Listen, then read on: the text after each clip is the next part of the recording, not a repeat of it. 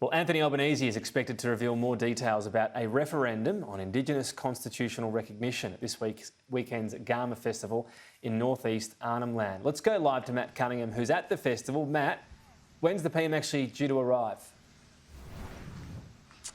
Well, he should touch down here in about 2 hours. Tommy is expected to be here for the opening ceremony of the Garma Festival. Of course, this is a festival that's had to be cancelled the previous 2 years because of COVID-19, but it's back on in earnest today. We're seeing people arrive here at this beautiful site at Gulkula in northeast Arnhem Land. This festival has an interesting history, Tom. It started as something of an arts and cultural festival, a festival of dance, of song, but it's really turned into a serious political discussion as well, and there is no doubt going to be some heated political discussions here at the key forum at Garma over the next couple of days, as there always is. That will include tomorrow when the Prime Minister Anthony Albanese makes an address at that key forum. So we are expecting him to reveal more details about the government's plan for an Indigenous voice to Parliament, and also about that referendum and when we expect it to be held. Will it be held in this term of government? Will it be held next year, as some have already indicated? The Prime Minister spoke about this issue in Parliament yesterday.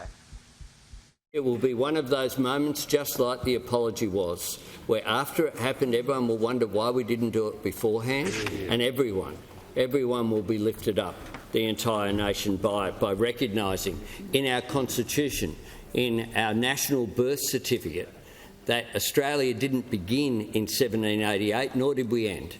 But we should be a great source of pride that we have the oldest continuous civilisation on the planet, sharing this island continent of ours.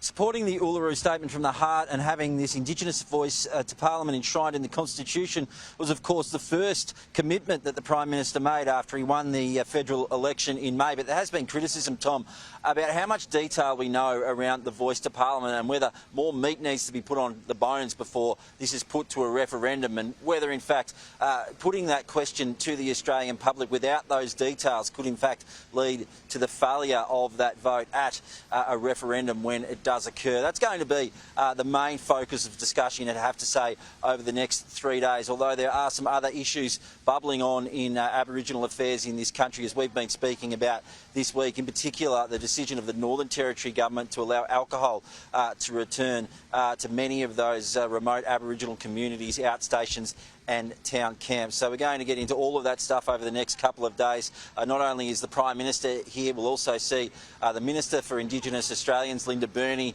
the Senator Pat Dodson, and the Northern Territory Senator Malarndirri McCarthy, the new Lingiari MP Marion Scrimgeour, and also Jacinta Price from the Country Liberal Party is expected here as well. Of course, she expressed her opposition quite stridently to the Indigenous voice to Parliament when she made her maiden speech in the Senate this week. Yeah, it's been interesting, hasn't it? So, yeah, detail to come, you would think. Matt Cunningham will be a fascinating Garma.